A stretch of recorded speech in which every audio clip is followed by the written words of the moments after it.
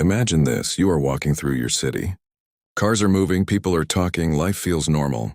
Then suddenly, a blinding flash lights up the sky. For a split second, everything turns white. And then, a massive explosion. In just a moment, the world you know can change forever. A nuclear explosion is not just a bomb.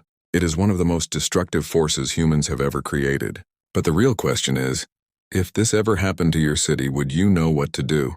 Because in a nuclear disaster, the first few minutes can mean the difference between life and death. When a nuclear weapon detonates, the first thing people see is an extremely bright flash. This light can be brighter than the sun.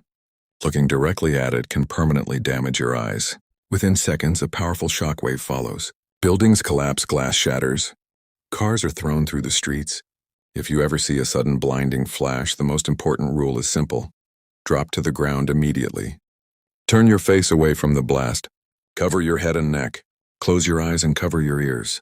Even a few seconds of protection can reduce severe injuries from the blast wave. But the explosion itself is only the beginning.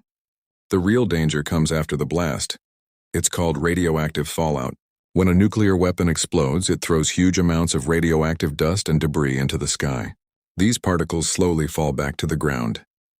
The wind can carry this invisible poison for hundreds of kilometers. You cannot see it, you cannot smell it, but it can silently damage the human body. This is why finding shelter immediately is critical. The safest place during nuclear fallout is underground.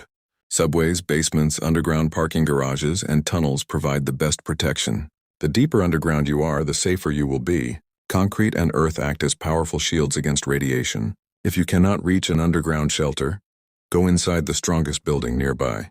Close all doors and windows. Seal cracks with tape, towels, or cloth. This helps prevent radioactive particles from entering your shelter. Remember, radiation may be invisible, but it is extremely dangerous. After a nuclear explosion, you may have only minutes to prepare. Start collecting clean water immediately. Fill bottles, buckets. Because after fallout spreads, outside water sources may become contaminated. Food is also important. Keep non-perishable items like biscuits, canned food, energy bars, dry fruits.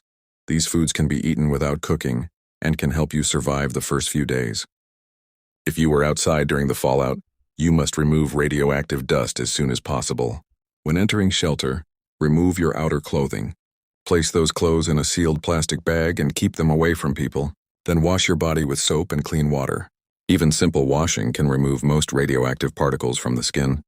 This small action can significantly reduce radiation exposure. The first 24 hours after a nuclear attack are the most dangerous. Radiation levels are highest during this period. Going outside too soon can expose you to deadly contamination. Experts recommend staying inside a protected shelter for at least 24 hours.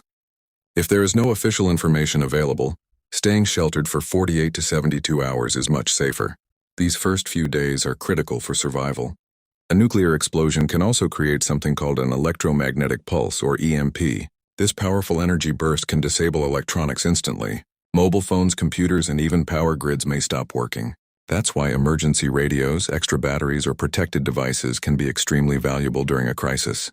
But in the end, the most powerful survival tool is not technology. It's knowledge and calm thinking. Panic can cost lives, but preparation can save them. A nuclear disaster is one of the worst scenarios imaginable. Yet history has shown that people who act quickly, find shelter, and stay informed have a much higher chance of surviving. Because sometimes a few seconds of awareness,